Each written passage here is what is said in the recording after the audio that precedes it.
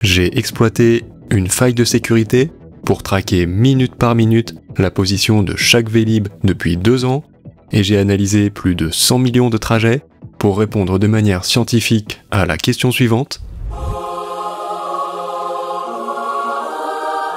Quel est le meilleur Vélib?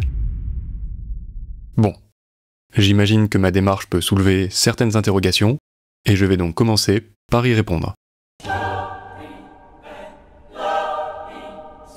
Je suis arrivé à Paris il y a quelques années, la tête pleine de préjugés négatifs sur les Vélib et sur les gens qui les utilisaient. Moi, faire du Vélib, non mais c'est un truc complètement naze, le Vélib c'est un truc de parisien ça. Moi je suis pas adepte du Vélib, jusqu'à ce que je tombe sur cette vidéo. J'ai donné une chance au Vélib et j'ai vu la lumière. Vraiment, ce moyen de locomotion est une masterclass. Faites du Vélib la nuit sous ecstasy. On m'avait dit ne compte pas là-dessus pour aller au travail, et pourtant, je ne me suis jamais trouvé en galère devant une station vide le matin. Est-ce qu'on m'aurait menti? J'ai fini par comprendre pourquoi ça marchait aussi bien pour moi. J'avais atterri par hasard dans un quartier où il y avait beaucoup plus de bureaux que de logements. J'étais à contre-courant du mouvement pendulaire des trajets domicile-travail, et le système était donc déséquilibré en ma faveur. Concrètement, le matin, il y avait plein de gens qui arrivaient en Vélib et presque personne à part moi qui partait en Vélib. Donc très rapidement, en fait dès 8h30 en moyenne, toutes les stations de mon quartier étaient remplies. Et en fin d'après-midi, ma station commençait à se vider, j'étais donc sûr à 100% d'avoir une place en revenant. Ça semblait être le rêve ultime de tout Vélibeur. Mais des petits grains de sable sont venus enrayer cette mécanique parfaite. Environ 1 fois sur 10, je décrochais par malchance un Vélib pourri. Du genre de ceux qui ont les 2 freins cassés ou qui font ce bruit. Et le problème, c'est que je m'en rendais compte seulement en commençant à descendre la pente d'une rue à sens unique. Je devais donc faire un énorme détour pour aller le reposer, ce qui me faisait perdre 5 minutes. Et très souvent, ma borne avait été prise entre-temps par un des vautours en costume qui avait attendu qu'un emplacement se libère pour poser leur Vélib dans cette station pleine. Chaque matin, je n'avais qu'une seule cartouche, et si je visais mal, je risquais de décéder, ou pire, d'arriver en retard au travail. Il me fallait une méthode scientifique pour savoir quel Vélib choisir pour être sûr du premier coup qu'il fonctionne. Et c'est ainsi que je suis tombé dans un terrier de lapin, que j'ai passé 5 heures à régler un problème qui me faisait perdre 5 minutes par mois, et que je me suis retrouvé à lire des PDF sur les spécifications techniques des batteries de Vélib, alors que je n'ai même pas de trouble du spectre autistique.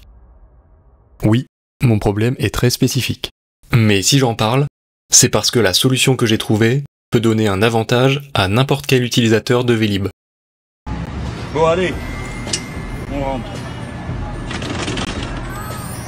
Et merde, ça avance pas. Je reste. Mais surtout, je pense que ça peut vous intéresser même si vous n'utilisez pas de Vélib, parce que l'important, ça n'est pas tant la réponse que tout ce qu'on apprend en chemin.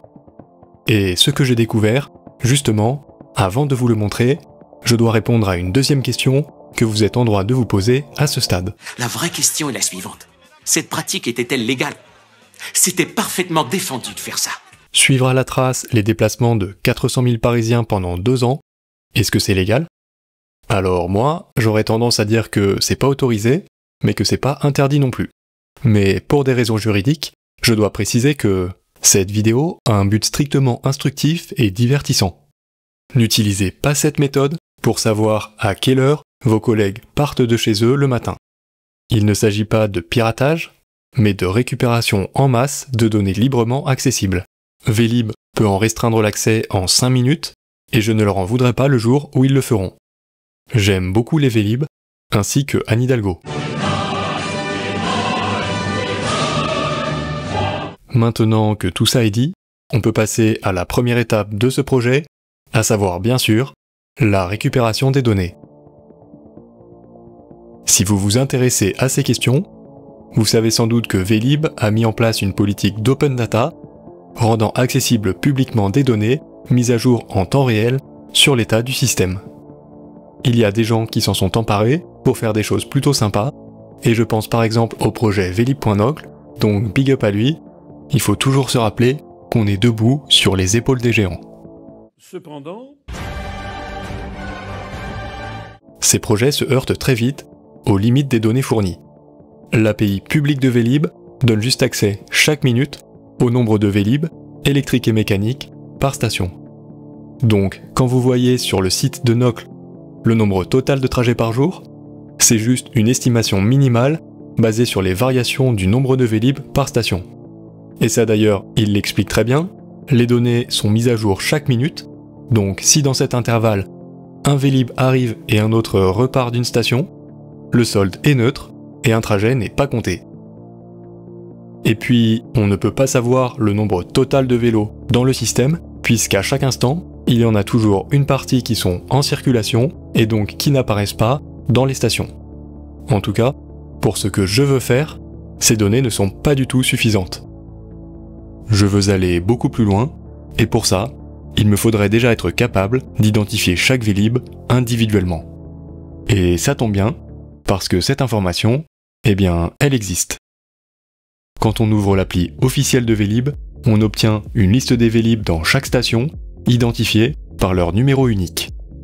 J'ai donc codé un programme qui récupère la liste des Vélib dans chaque station, chaque minute, 24 heures sur 24.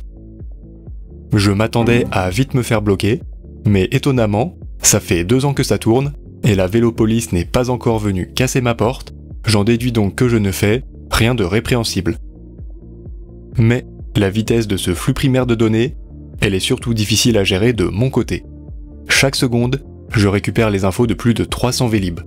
Je risque rapidement de me faire entraîner par le courant, c'est-à-dire de ne plus pouvoir traiter les informations aussi vite qu'elles arrivent.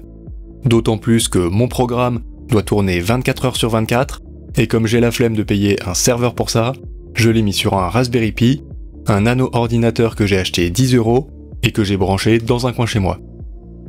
Mais heureusement, on peut facilement optimiser tout ça.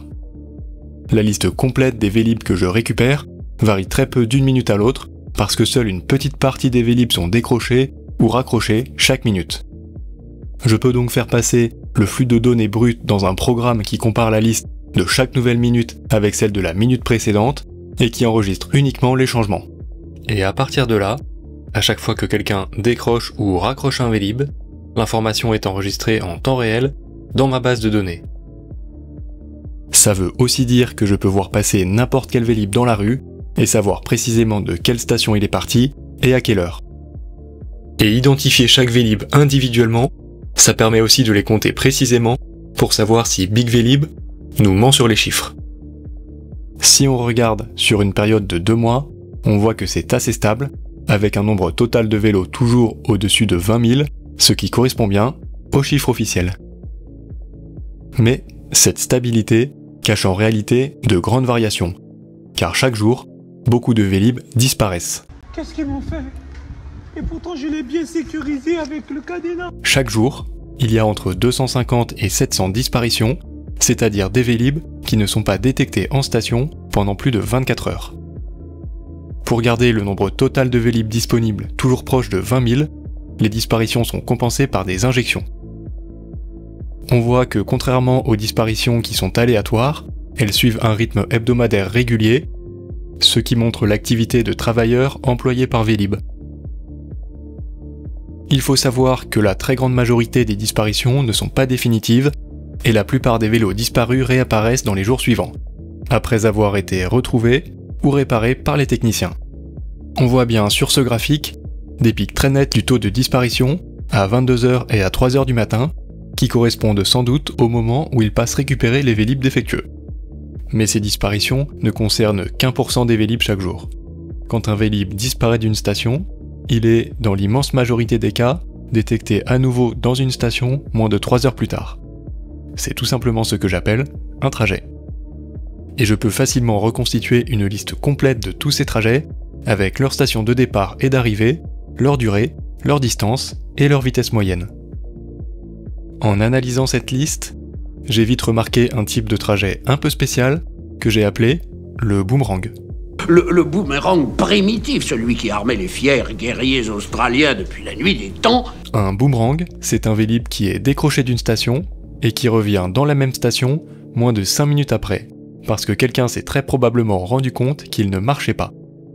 Et des boomerangs, il y en a des milliers par jour. Comme celui-ci par exemple, qui a été décroché 48 fois dans la même journée et remis à chaque fois dans la même station. Peut-être qu'il faudrait mettre en place un moyen de les bloquer automatiquement, ça ferait gagner du temps à tout le monde. En tout cas, vous vous doutez bien que ce signal peut nous être assez utile pour la suite. Mais avant ça, j'aimerais utiliser la liste des trajets pour remettre quelques prix. Bienvenue dans cette première édition des Vélib Awards. Le meilleur Vélib, à savoir celui qui a fait le plus de trajets en 60 jours, est le numéro 60 251, avec 541 trajets, soit 9 en moyenne par jour. Bravo à lui, on peut l'applaudir. Et on peut aussi applaudir le numéro 72 834, qui a accompli l'exploit de faire 42 trajets en une seule journée, le 20 octobre 2024. Le prix du meilleur Vélibeur est remis à la personne qui a fait le plus long trajet, allant de la station Colmar-Victor Hugo jusqu'à la station Place de Verdun, située à 24 km. C'était avec un Vélib électrique, et ça a pris plus de 3 heures, mais quand même bravo à cette personne. Et enfin, le prix du Vélibeur le plus régulier est remis à la personne qui utilise le Vélib du lundi au vendredi pour aller au travail, en partant de la station Place du Maréchal Delattre de Tassigny vers 7h30, pour arriver à la station Boyer-Barret Raymond-Losseran, située à 3,5 km en 13 minutes en moyenne. J'ai hésité à aller l'attendre un matin à l'arrivée pour lui décerner son diplôme, mais je me suis dit que ça serait peut-être un peu bizarre. En tout cas, on peut identifier dans toutes les données des comportements individuels de plusieurs milliers de Parisiens qui font des trajets réguliers. Si vous allez au travail en Vélib régulièrement, on peut probablement récupérer une liste précise de vos trajets. Mais ça n'est pas vraiment le sujet. Ne perdons pas de vue le but de notre quête, trouver le meilleur Vélib dans ma station chaque matin. Alors la première étape, c'est bien sûr d'enlever les Vélib bloqués, donc d'abord ceux qui sont marqués comme bloqués dans l'application, mais aussi ceux dont les 2 derniers trajets ont été des trajets boomerang. C'est une façon de laisser les autres tester les Vélib à ma place, et c'est déjà très efficace. En fait, rien qu'avec ça, je pense que je divise par 10 le nombre de Vélib pourris que je récupère. Ça me permet d'éviter ceux qui sont complètement cassés, mais je tombe encore parfois sur un Vélib qui a un problème, bien qu'il puisse quand même rouler. Et moi, je ne cherche pas juste un bon Vélib, je cherche le meilleur Vélib. Il faut donc classer ceux qui restent pour garder uniquement la crème de la crème. Alors, je me suis cassé la tête pendant des heures pour trouver une fonction qui mesure l'état d'un Vélib à partir de toutes les informations dont je dispose, mais aucune n'a donné de résultat satisfaisant. Et puis, j'ai pensé à ces philosophes grecs qui galéraient à démontrer de manière logique l'existence du mouvement, jusqu'au jour où Diogène le Cynique les a tous choqués en se levant et en marchant. En fait, c'est très simple. La meilleure preuve qu'un Vélib roule bien, c'est le fait qu'il roule bien. Je suis de 143. Un Vélib qui roule bien, c'est un Vélib qui n'est pas ralenti. Mon programme n'a donc qu'à regarder le dernier trajet de chaque Vélib de ma station et à sélectionner ceux qui sont allés au moins aussi vite que la vitesse moyenne. En prenant le meilleur Vélib issu de ce classement, je me suis mis à avoir plus de 9 fois sur 10 un Vélib parfait. Mais il restait encore une petite exception à régler. Parfois, le Vélib que m'indiquait mon programme n'avait aucun problème technique, mais il avait juste trop roulé et n'avait donc plus assez de batterie pour arriver jusqu'à ma destination. Parce que oui, moi, tant qu'à faire, je prends des Vélibs électriques. Pour obtenir une estimation du niveau de charge de la batterie, j'ai donc rajouté une fonction dans l'algorithme qui mesure le temps qu'il a passé en station pendant les 3 dernières heures. À l'issue de ce 3e filtre, je dirais que le taux de vélo parfait que je pioche du premier coup est proche de 99%. Cependant, je reconnais quand même que ma méthode reste artisanale et assez spécifique à mon cas particulier. Il faudrait un algorithme plus général. Le mieux, ça serait sans doute d'utiliser du machine learning pour identifier des motifs profonds dans les données, afin de véritablement prédire l'état théorique de chaque Vélib, c'est-à-dire sa probabilité de bien rouler. Si jamais ça vous intéresse, je peux vous fournir les jeux de données que j'ai récupérés, et surtout, si vous avez des idées, n'hésitez pas à me contacter pour en parler.